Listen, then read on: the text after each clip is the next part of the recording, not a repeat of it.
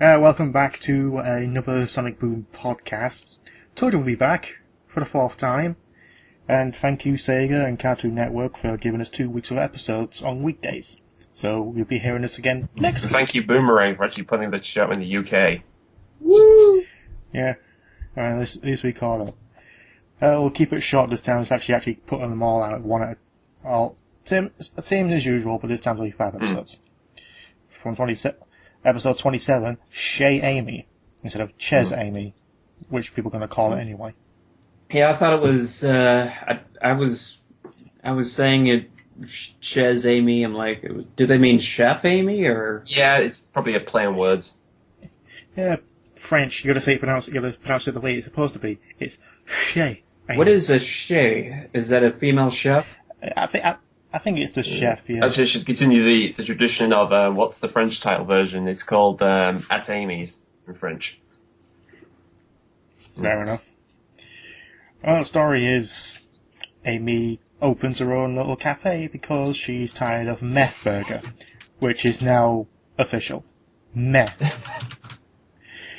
And apparently there's also a joke saying, here in this undisclosed names village. Yeah.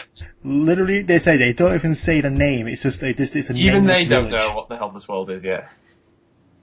Mm-hmm. It's just Zootopia for all we know. That's just new. Which is going to be renamed Zootopolis in the UK. Oh. Yeah, they're doing that little song and dance boy. again. But anyway, she opens a restaurant because she's sick and tired of meth Basically, burgers, out customer of spite against Dave the Intern. who I really don't like. Well, you I know it's don't like like legit- Matt Barber? You don't like me? I understand it's supposed to be the teenager who just doesn't want to work, but he just does it anyway. He's like, On my break. can you do something about this? I'm on my break! But that in the t-shirts happens. It's just like, yeah, it's the good challenge between both areas trying to outdo each other. We have a drive-through. You don't have a car. He has a drive-through. Mm-hmm. Yeah. Come here, you get a free rock. Hey, It's an interesting. It's actually probably the second Amy focused episode. It's probably the second. I would say this is the first time we see Amy, because there's a whole bit where she has this elaborate plan of how to get back at Met Burger, and Sonic goes like, aren't you taking this a bit too much? And she goes on this little outrage, it's like, I will not rest until he is destroyed, and put a smile on everyone's face. It's like, wow, she's really losing it this week. mm-hmm. Yeah, the previous episode, which I guess is kind of half Eggman, half Amy, was fought. Yeah, no, that was really just her doing it out of, well, the guys aren't, the rest of them aren't appreciating my work, I'll go to the other guy. This is basically, I'm going to get my own back against this dick. This is, Which, to be fair, Dave is a dick. this whole episode is the plot to Good Burger, you realize that? Well, let's be fair. Yeah. Yeah. Oh, to be honest, Shay Amy is a lot more funny because Eggman becomes a partner, Uh-huh. and Orbot and Cubot become the chefs. Actually, I like there's a little bit at the beginning where they're playing, Sonic and the rest of the gang are playing football, and of course Sonic's playing it more or less on himself. And because... It's Team Sonic against Team the rest of the gang. And he's just winning because he's just whizzing past them. So I just thought, yeah, that's a good gag. That's pretty much. Actually, there's a great bit where he kicks the ball and it passes to Amy, and she just whacks it with a hammer without even looking. I just love that gag. It's like Lucy spiking the football. I don't get that joke. Never mind. It's whatever. It's an American thing. It's an American thing. You have to get used to what. I'll figure You it out. have to get used to our British thing, James. Mm-hmm. Yeah, Sarah's trying, but she's failing to get the vocabulary out of my God, mind. don't start that, please. Actually, it's a terrible comparison. It's not like Lucy spiking the football at all. At least that you expect, because it happens every damn time. This was spontaneous. No, I got it. It's peanuts, Yeah. isn't it? Yeah, that. Yeah, there we go. Good old. There you go. He figured it out. Is it Lucy spiking? Oh, it's a penis joke. I get it. It's a penis joke. Yes. Very funny. Blue Sky, don't fuck up the Peanuts movie. I swear to God. Mm-hmm. All right, enough of that. Overall, Shay Amy, I say about 3.5. It's just Dave just kind of ruined it, but Amy's vigilant attitude really brought it up. Mm-hmm. Well, Again, I say 3. Like, it's a middle of the road episode. Like I said, it's the first time she's kind of. I would say it ends kind of on a bummer for her, at least. Because again, she goes through the whole thing, and she wants to run from a restaurant, tries to work, doesn't work, works again. Eggman comes in, sort of works, and it gets all messed up again. And then, of course, it's kind of an ongoing gag of the gang want to help her, but they don't really want to because she's going power crazy, and only come back when there's a fight. Because Eggman destroyed Methburger. Because what else? And Eggman destroys his half of the restaurant. Because of ownership. But I did like the whole bit of after Dave's out of a job, Amy hires Dave and ends up pissing off Eggman. mm-hmm. That was a bit of a laugh. I mean, just to see him suffer, because we're going to have a bit of Eggman suffering in each episode. Pretty much, but I just don't like Dave. Yeah, fair enough. He had his shining moment in Double Doomsday, but that's it. Everything else after that is just like, I just want to punch the guy. Okay? Why do you hate me so much? Is it my single 2 braces? Is it the fact that it doesn't make sense on my design? What? His only redeeming factor is his voice. Because it actually does sound like a typical teenager, and it's... I mean, he's pretty much the same voice he does for Mr. Small in Amazing World of Gumball, but he's more hippie-ish in that show. Mm-hmm. How do you rate it, James? I'd say I'm about on board with you, 3 out of 5. I mean, it's it's an episode that comes and goes, and hey, they have a fight at the end because that's what you gotta have to do. That's what you gotta have at these, in all these episodes is a fight, right? Yeah. Yeah, some episodes have a fight in the beginning rather than the end. The only thing, I'll make this the last thing, the only thing I would say is, I remember in the behind-the-scenes vid for Sonic Boom the show, they had this picture of Amy with all this fruit and cooking and stuff. Oh yeah, that's her logo. Which I was wondering what the hell that was going to turn up as well. Was that a dream sequence? Is that something else? So we find out in this episode. Mm-hmm.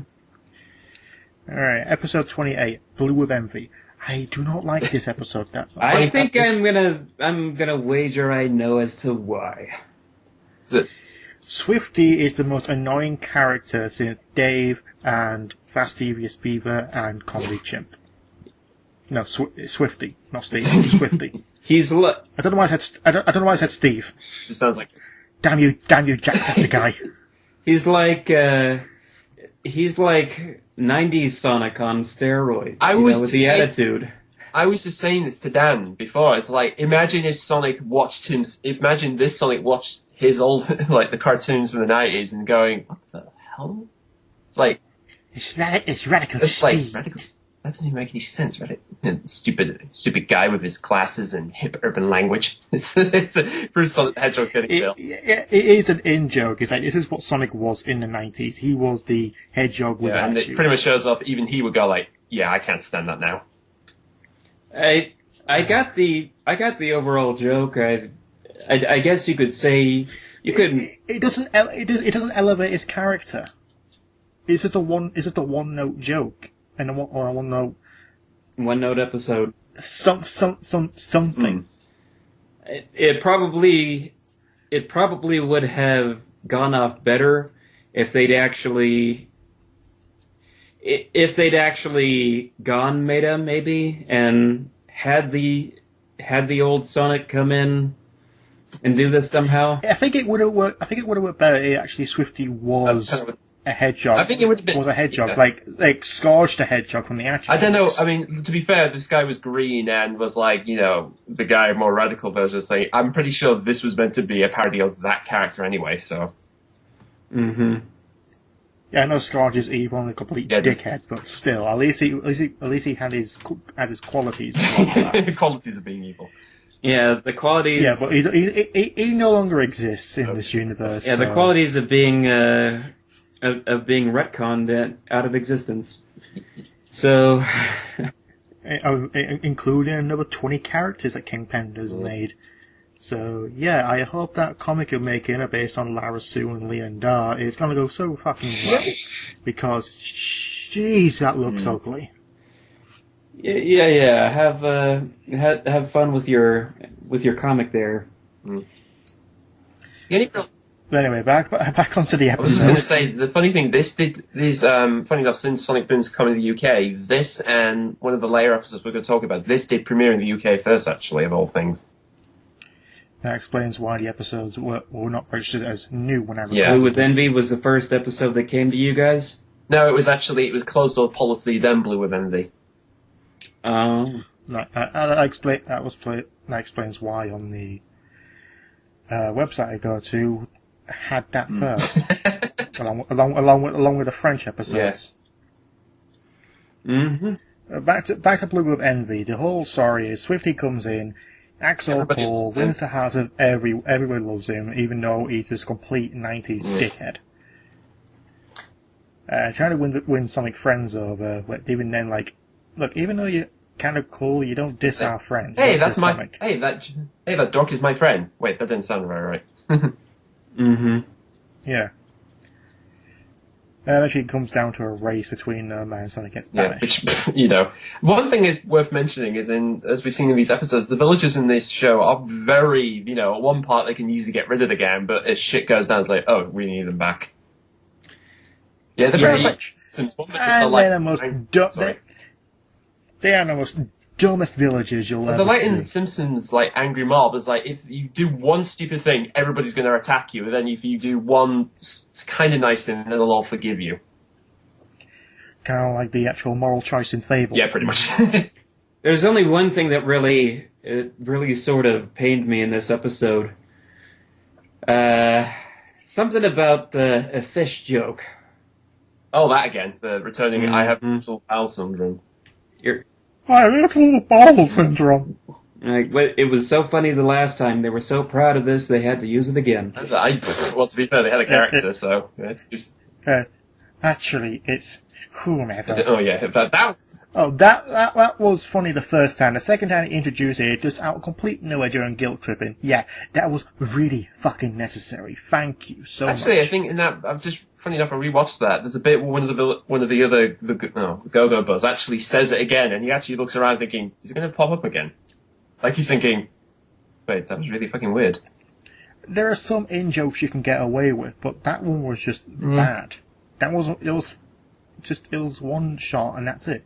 Same with irritable bowel syndrome. Yeah. Like, in 5/60, you didn't expect it. Yeah. Surprised it took him at least 22 episodes, 23 episodes to bring it back again. Anyone who trespasses will be prosecuted and have their bowls removed. I did like Eggman's grand scheme, which is to build a theme park and sell lots of expensive merchandise. Nice. And mediocre food. They actually have to. They actually had to explain this on the Sonic Wiki here, saying that it was all supposed to be a light satire on the Walt Disney Company. Well, they have a statue of him holding his hand, and of course it said, "Remember, it began with a shrew." Mm-hmm. Which turns out Swifty is a robot and has multiple versions, and that's why he won the race. He cheated. So I did like the bit of unbanish him, where they have to go through the robot and just have it, just die! Okay, he's unbanished. Yeah. That's how I try to put it. Yeah, he keeps doing that foot gag, which is like, no. Alright, go. And Sonic's thinking in this episode probably, if I had a dime for every universe I'd ever been banished in. Though I do like the way how he gets rid of Eggman, just jumps into his pod, pulls the controls, and just flies off at this one. Yeah, that's Sonic. Mm-hmm. Overall, I would say for me, it's kind of again a 3-ish middle. It's a middle one. It's a character I just don't like. Although he's destroyed, so we'll never see him again. At least it's destroyed, so that gets redeemed. Because I see a 3 as well. If they rebuild Shadow, they can rebuild Swifty. Well, we haven't seen him yet, so. Although there was a screenshot of him. I saw the screenshot. Shadow will be coming in the Really? next episode. Oh, you gotta. Either that, or it was a really well edited. Is it a blurry screenshot? It's like somebody got a camera from and put it on the television screen or something like that. You can see his foot. All right. It was his shoe. Well, I'm just saying, if it's one of those sort of, we took a snapshot from some screening with a shaky cam, then, I see that too many times with Crash Bandicoot, which is another subject for another time. You'll have to show us this picture after the podcast here. Mm-hmm. Finally got our boom shadow, boom shadow, boom shadow. Let's move on. I'm gonna say 4 out of 5. Really? Really? Yeah, it's a joke that I got. Actually, let me rephrase that. 4 Swifty bots out of 5. Fair enough. There's something about this episode that said that's my type of humor, which is going overboard with self-parody. Yeah. And that just sort of worked with me. But like I said earlier, it would have worked if somehow they captured the old 90s Sonic and stuck him in there. If you did it more overtly obvious that this is the old style Sonic that you remember. Yeah. So, yeah. Moving on. This one, Curse of the Cross-Eyed Moose. Sticks, you crazy. Styx comes across a cross-eyed moose, which only appeared about 2 seconds in the entire episode. I'm surprised. And she runs off screaming, "Moose!" And I was like, yeah, she's going to do that. It's pretty much, she believes some weird paranotic thing, and she pretty much talks the gang into finding a way of getting rid of the curse.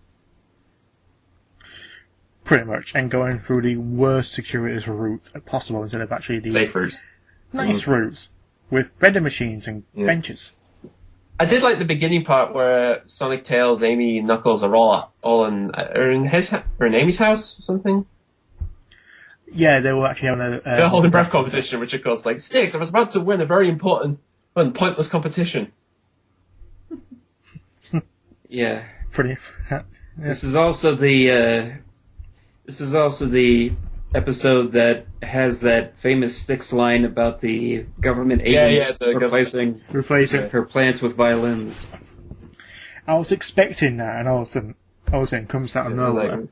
Yeah, because it distracts me. Well, it's just funny to finally see what we've heard or read about online, like, there's a funny line, and we actually get to see it in context now, or in Styx's case, her madness. Mm-hmm. Go towards the guy who can actually help them but doesn't want to. Like, okay, fair enough. Sends them to make guacamole.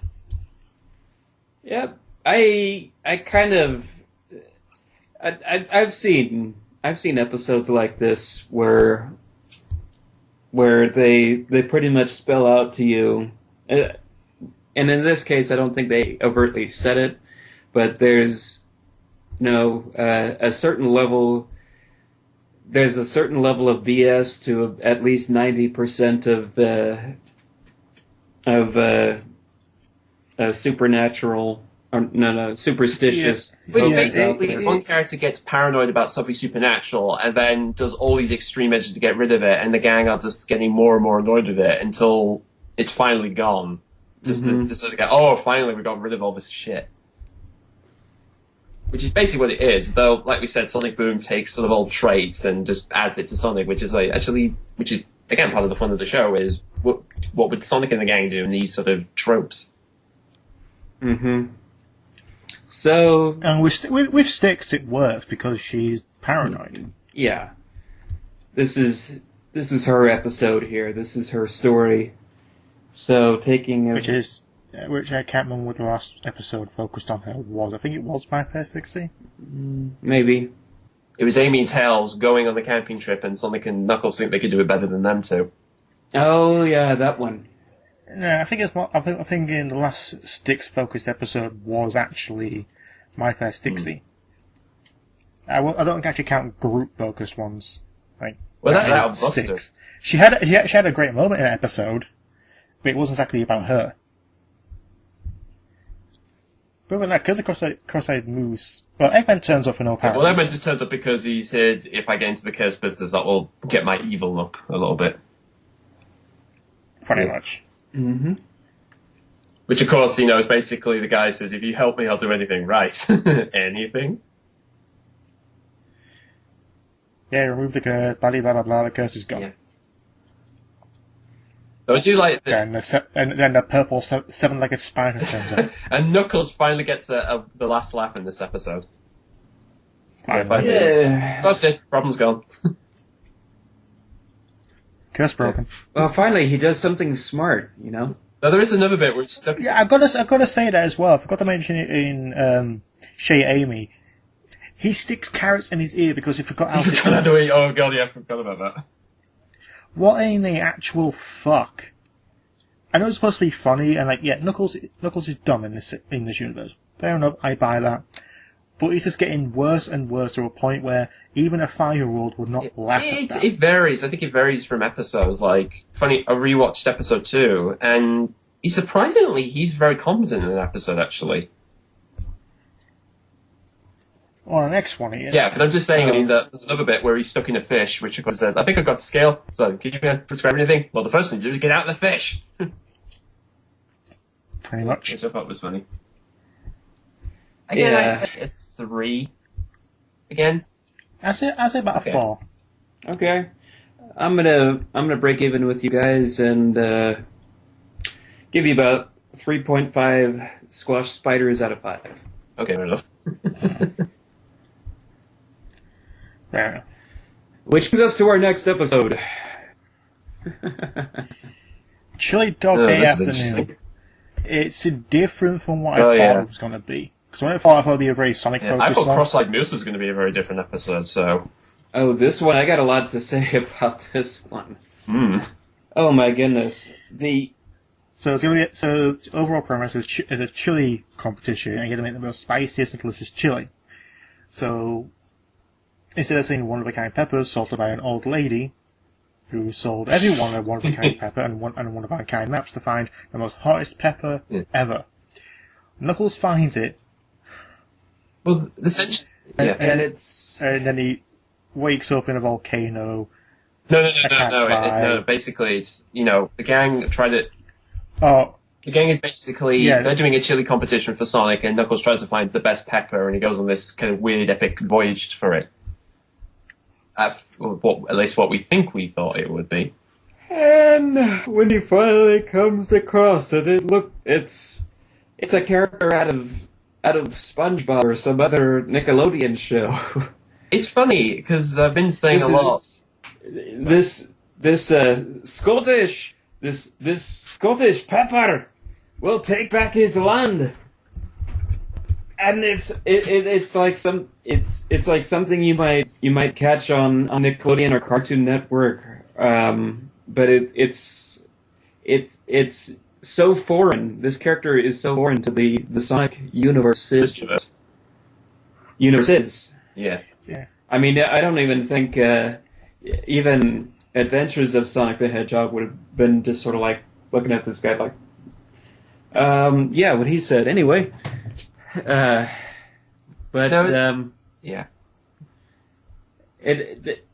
doesn't mean that it's a bad episode, but if there's anything I'm getting out of this episode is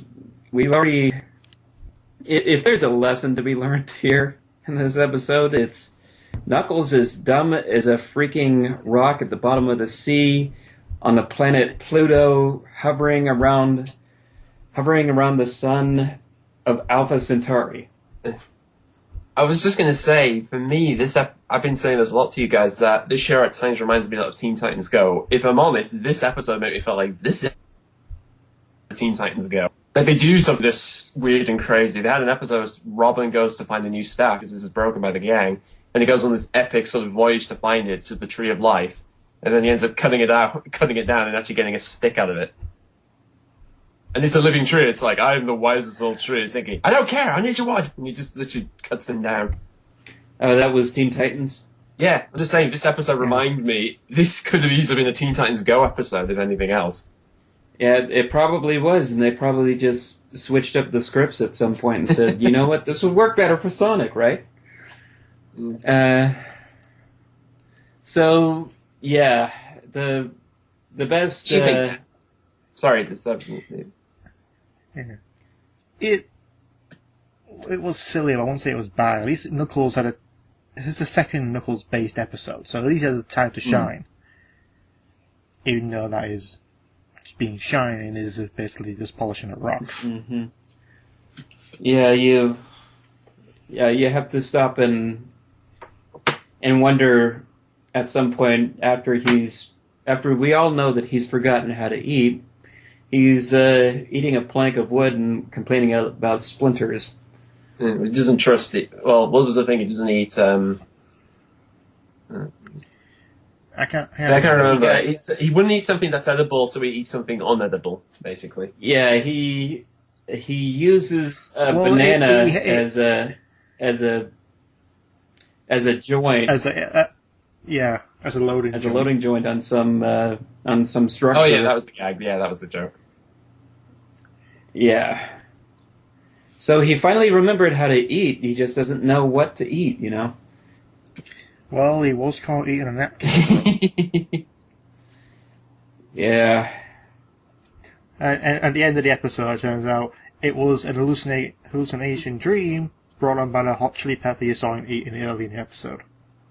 Now, so it never happened. Now, There's no Scottish talking pepper. I was going to say, now, if that had not been in the episode and it ended the way, because basically the episode ends with Knuckles, of course, he's not that stupid. He does help his friends, which is, again, for as dumb as he is, at least he's bloody loyal to his friends.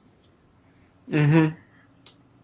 Comics. That's a different story. But again, I like the gag of in the end, then the chilies come attacking the village. Of course, they end up kicking them into a pot pan, and somehow they enjoy it. They have like a hot tub, and they can enjoy the juices that come off them. Yeah, that I would question what's in those juices actually. Yeah, but I like the whole thing. When you think about it, they don't have any signs up there saying no peeing in the pool. Just don't, man.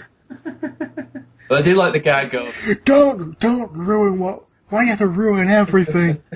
But I do like the gag of they say, "What are you going to use the chili for?" I was like, "Oh, just eat it," and then immediately we're going to go back to war, and then someone just shoves it in his mouth, thinking, "Actually, this is pretty good." I would have been happy if it ended there. That would have been a funny ending. Yeah, we could come back to later episodes where the chili are more frequent characters and wandering around the town. It's like, hello. Yeah, but it's a dream, and turns out it's just a very hot chili, and he belches fire. Mm-hmm. And apparently they all laugh about it. They're not like going, "Ow, that really hurt." Oh well. It's the end of a sitcom. We have to laugh it off. I know, even if we're in scalding pain. I will say one thing that really annoyed me about this episode is when Knuckles is going on a journey to find the lost chili. You mean the duck joke? The duck joke. Oh, that was... Hey, little guy. Oh, hey, little guy. With me, when it comes to jokes, you do it... especially a dumb character, you can only do it 3 times. First time's funny. Second time, it's a rebound. You're still laughing about it. Third time's like, okay. Fourth time, you just killed it. I have to admit... And I also apply that to jump scares as well. You can do it 3 times before I'm actually just want to punch whoever's trying to scare me.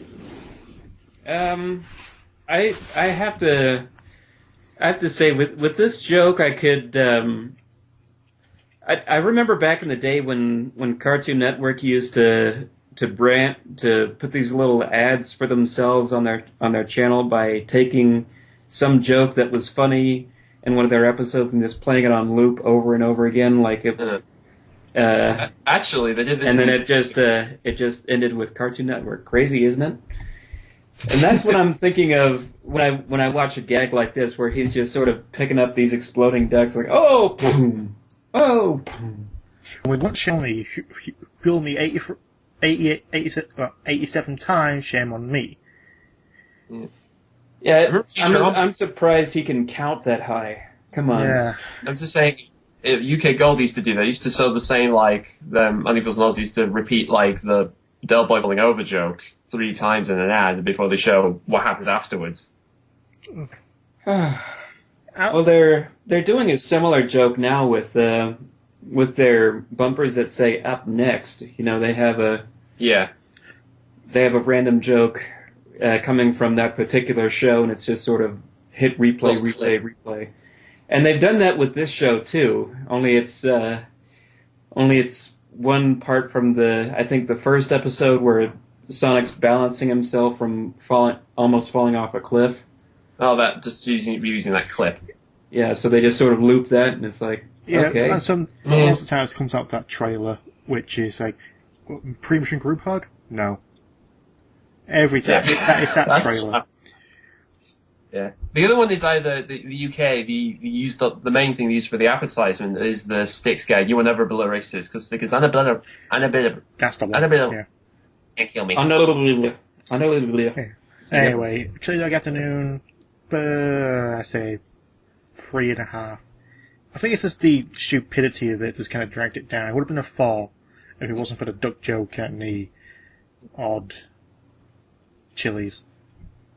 Actually, funny enough, I didn't think the duck joke was that funny to begin with. It's only when the whole he finds a weird sound, he finds a post with a speaker and presses a button and it gets stuck into a chair, gets thrown and stuff, and then the duck flies its face looking, okay, that's funny. Just, I was like, really? Mm. I give this episode... Also, I like, when Airman pops up, he talks about, "Where's my chili?" And of course, Cubot does the whole, spiel of, a similar version of Eggman Enterprises. Cubot did that, not Arbot.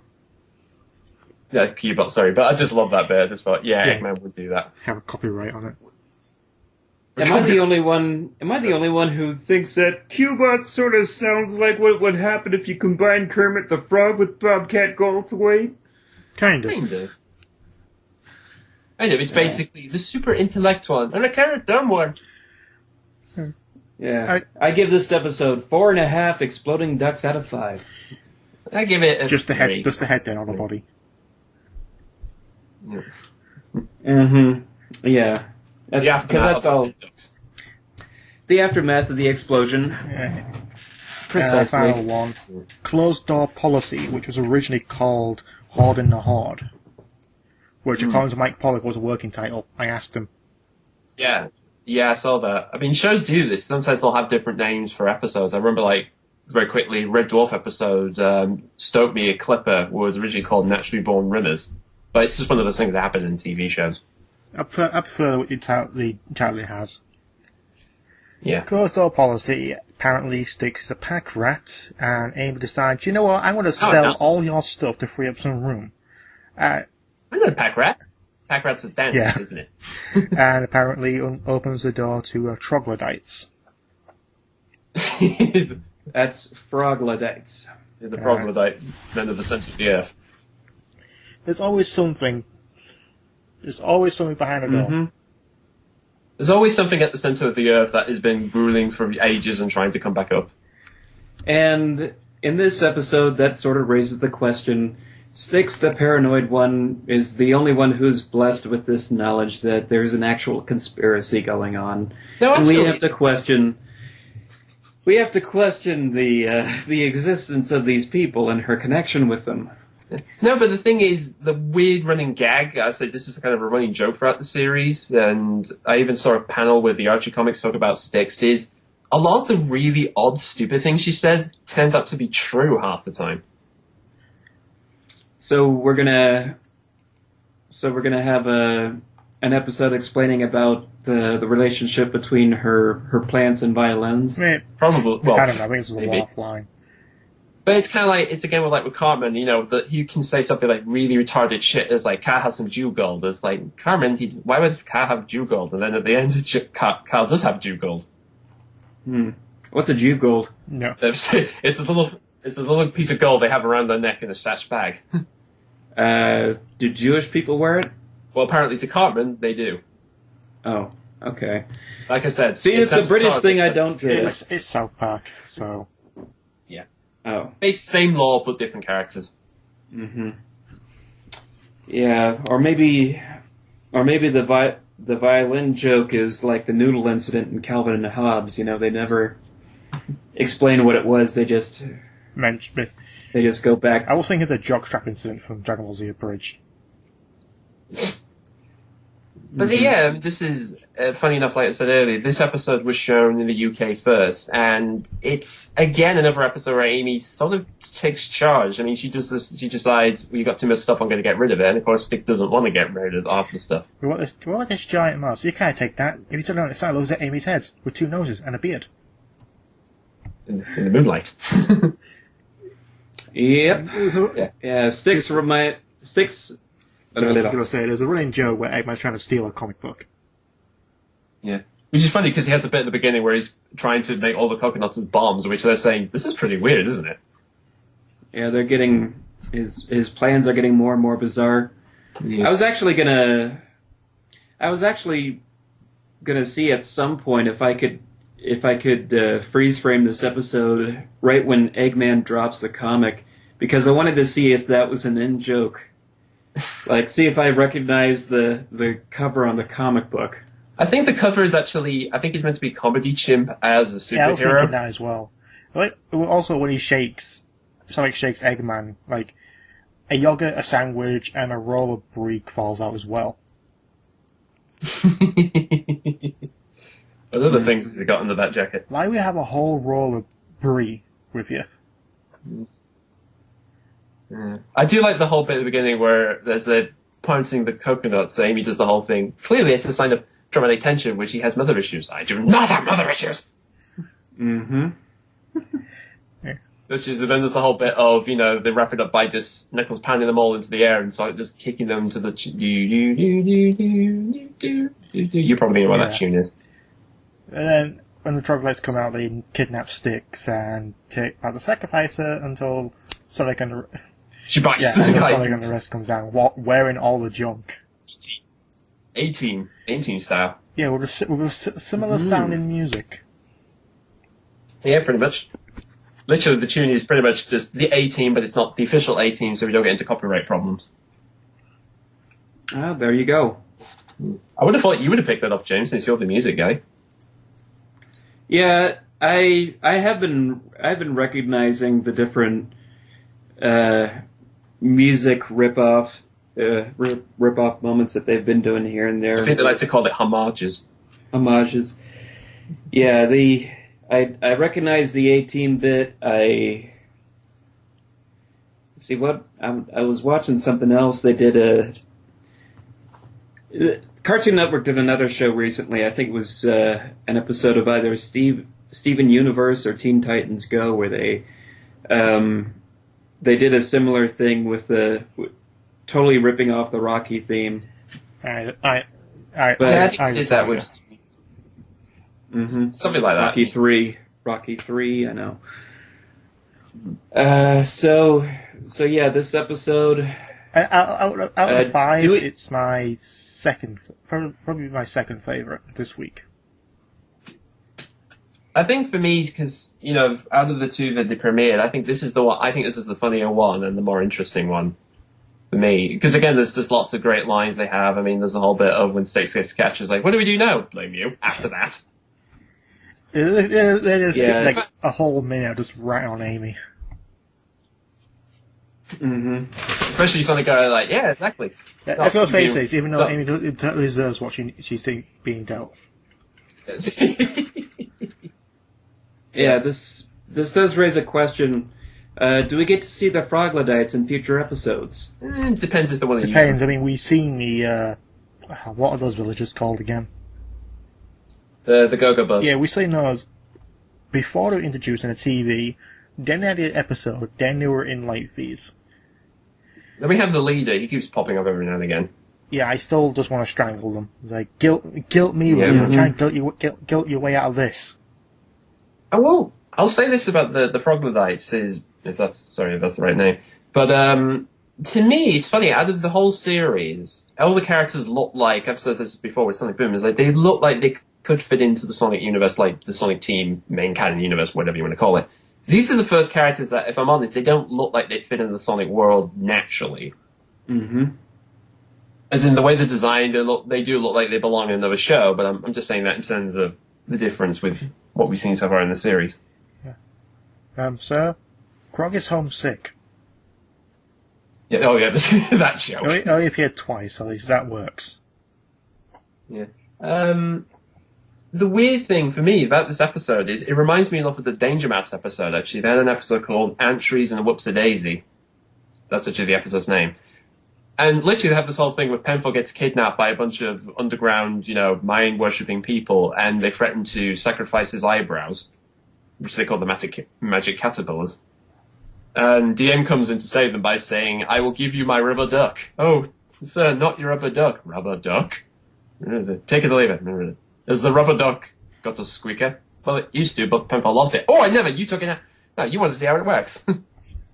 It's just this weird, silly thing. It's just this weird... Again, it just reminds me of that same basic thing. Again, the episodes play out very different, but again, that same basic concept of someone's in danger, you go and rescue them, and it's kind of this ridiculous thing you have to solve out. Overall, I'll give this one a 4 out of 5. I give it a 4 out of 5. 3.5 out of 5. Yeah. It's... I have no joke there, just 3.5. Yeah. Actually, I will say this. I don't think Eggman was that funny in this episode, if I'm honest. He wasn't in there much. He had his big No, at the beginning part where he just shouts "mommy." Then he just tries stealing the comic book, and that's about it. Which is okay, but it's nothing that hilariously funny. Although Tails just gets shit-canned in this episode quite a bit, because he tries to build a gun, doesn't work, tries to pull the couch with Knuckles, which of course he has no problem, but he's dragging along behind it. So Tails kind of gets the shit end of the stick somewhat in this episode a bit. I guess so. And also there's another gag of Amy say, "Have you got your purse?" "What's a purse?" And then the whole bit of, lipstick, mom, picture of a neutral friend you have no romantic interest in. I thought that was funny. Yeah, that is... I love it when they do that, where they just reference it as a gag. It's just... I like it when they do that. I'll drive the fans crazy. It's you can toss it in the barrel with the gag from the second episode with the truth-telling machine. And the gag from say. Whiteface where they take a selfie before blowing up Eggman's base. That's still the best joke. I just like the fact that they decide to just go up there and then, I guess they plan to... Maybe they just decide to go there for fun and then destroy it. But yeah, it's surprising we've got a few... So far we've had 2 Amy episodes, 1 Knuckles, 1 Sticks, and still decent... For the most part, most of these episodes are still good-ish, for the most part. Good-ish. Yeah, some of them are like, okay, or I wouldn't mind watching them over again, or like, there's 2 of them I go, I really want to watch them again. Goodish works. Yeah. Well, that's it for this week. We'll be back next week. Funny, I'll actually end with this, because one episode which I'd love to know what the hell it's about, it's on the Sonic Wikipedia episode listing, and it's called Beyond the Valley of Q-Bots. Oh dear. Yeah, they've got an episode title that references Beyond the Valley of the Dolls. So maybe there's going to be a villager counterpart of Ebert writing the story to this episode. I don't know. Maybe there's a whole craze. Eggman builds replicas of Q-Bot, and they somehow work. The machine just malfunctioned. Yeah, it's the same way that he created a bunch of different a bunch of different Swifties, So yeah, the episode title I'm looking forward to is Eggman the Auteur. Yeah, this is apparently he wants to star in a movie. Yeah, exactly. See, I'll go ahead and watch that one and see if they actually have any idea what an auteur is. But funny enough, the Cabin Fever episode, the one where they're all stuck in Amy's house and they find a diary, that is still yet to have a date, so... season finale? Well, we got at least... How many episodes? We're on 31. So we got another 21 episodes to figure that out. I'm hoping if there if there is an episode where Sonic and Amy go out on a date, maybe it gets screwed up, and maybe she goes for Tails instead. I'm just. Oh, that would be interesting to see. Just to make Sonic jealous. Yeah, and then maybe have another joke of thinking, now I'm going to try Knuckles, and she looks at him for like 2 seconds. Yeah, I'm not buying it. You mean I'll have to stop working on my airplane? I'll end with this. My favourite lines from Chef Amy is the whole bit of, I fall in love with that. I think you're great, Sonic. Don't patronise me. I want that to be a thing. Okay. Okay. See you all next time. Ciao for now. Don't patronise me.